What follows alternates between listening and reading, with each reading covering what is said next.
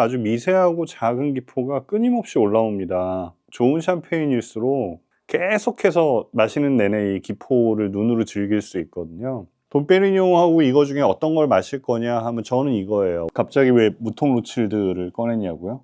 댓글 이벤트 하려고요. 안녕하세요. 저스틴 와인 저스틴입니다. 와인 4.0을 접고 제가 이 저스틴 와인을 시작할 때쯤에 새로 만드는 저스틴 와인 채널이 구독자가 한 100명 되면 샴페인 편을 한번 찍어야겠다 하고서는 세븐일레븐에 갔더니 이 레어를 할인하고 있더라고요. 뭐 30몇만 원 하는 건데 할인 많이 받아서 25만 원대에 구매를 해뒀거든요. 근데 오늘 영상을 찍으려다 보니까 구독자가 105명이 됐네요. 감사드립니다.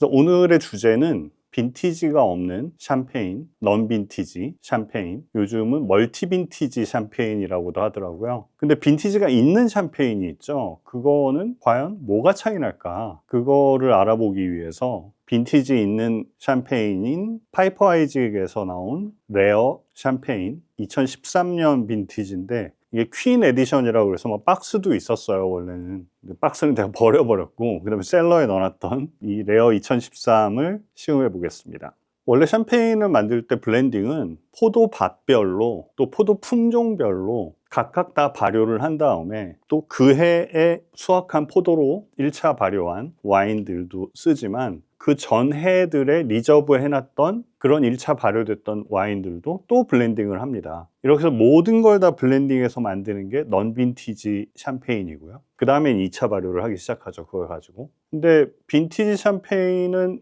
불리한 게 그 해에 나온 포도들만 하니까 리저브를 쓸 수가 없죠. 블렌딩 할 수 있는 게 많으면 많을수록 훨씬 더 유리하거든요. 좋은 샴페인을 만들기 위해서. 이 샴페인을 논할 때 숙성이라는 단어를 들으시면 오크 숙성을 생각하시면 안 되고 앙금 숙성을 하는 걸 숙성이라고 합니다. 샴페인을 고르실 때 제일 중요한 건 앙금 숙성을 얼마나 길게 했느냐. 앙금 숙성이라 하면 발효를 마쳤는데 이 병 안에서 그대로 효모하고 맞닿게 리컨택을 계속 시켜놓은 상태를 유지하는 거예요. 그러면 효모들이 자가 분해를 하면서 이 샴페인에 토스트, 빵, 비스킷 풍미를 집어넣는 거죠. 앙금 숙성 기간이 길면 길수록 풍부한 맛들이 생기고 섬세한 기포들을 만들어냅니다. 게다가 이 앙금들이 산소를 잡고 있어서 산화가 느려지고 신선함을 유지하는 효과도 있습니다. 그 앙금 숙성을 넌 빈티지 와인들은 최소 12개월만 하면 되고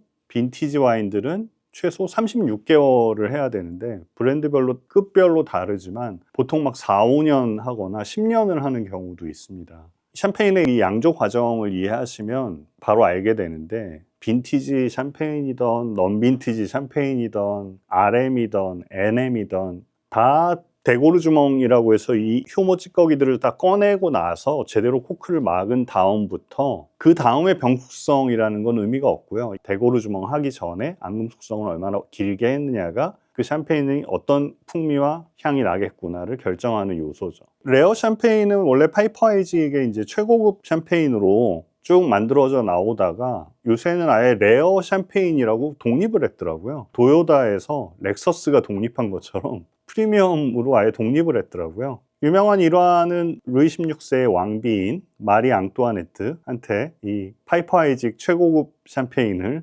드렸죠. 그걸로 마케팅을 많이 했죠. 파이퍼 아이직은 저걸로도 유명하죠. 마린 먼로가 인터뷰하면서 자기는 아침에 일어나서 파이퍼 아이직 한 잔으로 하루를 시작한다. 그래서 레어 샴페인은 40년 넘게 이 레어라는 이름으로 출시를 했는데 그 중에서 빈티지가 있는 건 14개밖에 안 됩니다. 그 포도가 진짜 좋은 해에만 이 레어를 생산한다는 뜻이고요. 70%는 샤도네이고 30%는 피노누아인데 모두 다 몽타뉴 드 랭스 지역에서 가져온 포도들이고요. 지대가 좀 높고 U자형으로 계곡이 있고 그래서 이 경사지를 이용해서 봄에 서리 피해를 좀 줄일 수 있기 때문에 샴페인에 들어가는 피노누아를 많이 재배하는데 특이하게도 샤도네이도 거기서 가져왔다고 합니다. 샤도네이 밭도 있겠죠. 이 와인메이커가 좀 독특하더라고요.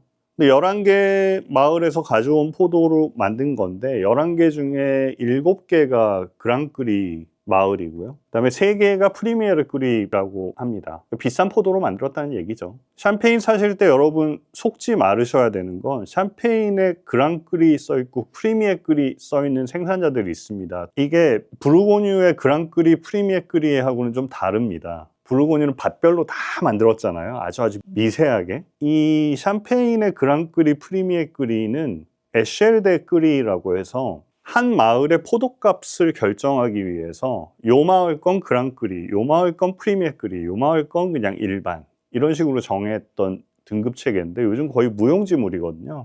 각각의 포도밭이 다 포도가 다를 텐데 그 마을 전체로 한 등급을 준다는 게 말이 안 되죠. 그런데 자기 마을이 이제 그랑끄리로 지정돼 있는 마을이라면 막 레이블에 그걸 쓰고 싶은 거죠. 그럼 사람들이 이거 부르고뉴 그랑끄리처럼 제일 최고밭에서 나온 거야? 하고 이렇게 생각하게 만드는 거죠. 그래서 꼭 그랑끄리라고 써 있다고 해서 아주 품질이 훌륭한 샴페인은 아니라는 거 주의하셔야 됩니다.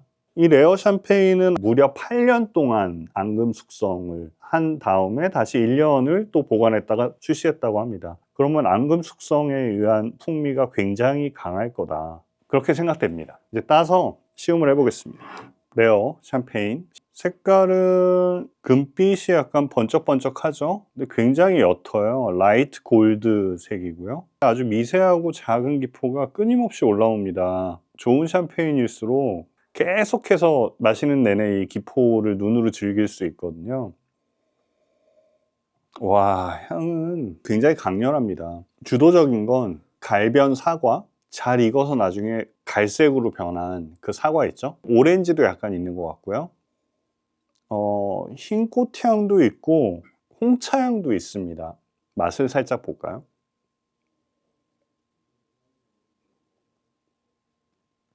짜요. 진짜 짜요. 석회석 성분이 많은 토양에서 미네랄을 많이 이 포도가 흡수한 것 같아요. 이 차향 쪽에서는 버터향 같은 게 느껴집니다. 약간 크림향 같은 것도 있고요. 모든 와인을 다 젖산전환을 100% 했다고 나와 있거든요. 빵의 풍미가 아주 강렬합니다. 앙금 조척을 무려 8년을 했기 때문에 아마도 나는 것 같은데, 언뜻 아주 고소한 구운 아몬드 같은 향이 있어요. 이게 났다가 안 났다가 하는데 향의 레이어가 엄청 많은 것 같고요.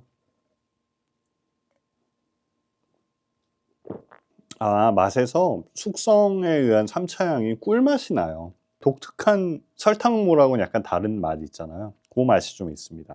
드라이한 와인이고요. 도사주를 9g per 리터를 했대요. 0g부터 12g 사이의 당분이 있을 때 브릿이라고 하니까 이거는 이제 브릿 레벨의 당도를 가지고 있는 와인이죠. 산도는 굉장히 부드러운데 한 중간 플러스 정도 되는 것 같고요. 알코올은 12%네요. 바디는 한 중간 정도 바디라고 볼 수 있습니다. 풍미 강도는 굉장히 강렬하고요. 갈변 사과 여운이 굉장히 깁니다.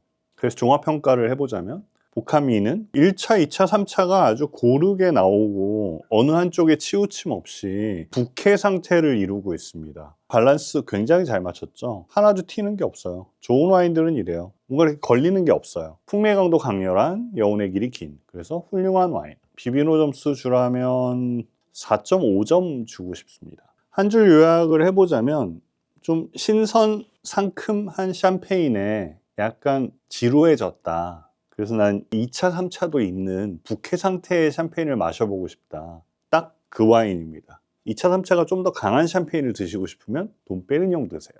제가 돈페리뇽을 시음했을 때 느꼈던 이거는 2차, 3차 쪽이 너무 센데 이건 아몬드 주스 아니야? 막 이런 느낌이었거든요. 근데 이 레어는 좀 다르네요. 1차형 충분히 신선하고 발랄하게 살아있어요, 아직도. 그러면서도 2차, 3차를 보여주는 상태입니다. 돈페리뇽하고 이거 중에 어떤 걸 마실 거냐 하면 저는 이거예요. 왜냐면 1차향이 살아있지 않은 와인은 솔직히 싫어요. 1차향도 조금은 살아있고 2, 3차가 나와야 저는 그런 와인이 좋습니다. 이 앞에 티아라가 제가 알기로는 뗄 수가 있어요.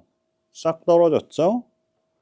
제가 써볼 순 없고 나중에 댓글 이벤트에서 구독자 모임하면 여성분 오면 하여튼 잘 보관하고 있겠습니다. 이거 제가 레어를 찍는다고 친구를 불렀는데 친구가 찰사이직 2006년 빈티지 로제를 가지고 왔네요. 쿠키 영상처럼 잠깐 보여드리겠습니다.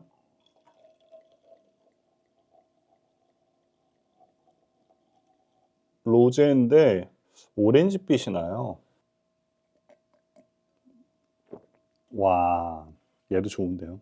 아, 얘도 앙금적초 꽤 오래 한 것 같고요. 이 와인 따로 한번 다뤄야 될 것 같습니다. 갑자기 왜 무통 로칠드를 꺼냈냐고요? 댓글 이벤트 하려고요. 4월달 한 달 동안 제 영상들에 댓글들을 많이 달아주시면 그 중에서 몇 분을 선정해서 같이 이 와인을 마셔보도록 하겠습니다. 당첨되신 분은 4월 말쯤에 제가 고정 댓글 같은 데 달아드릴게요. 댓글 많이 부탁드립니다.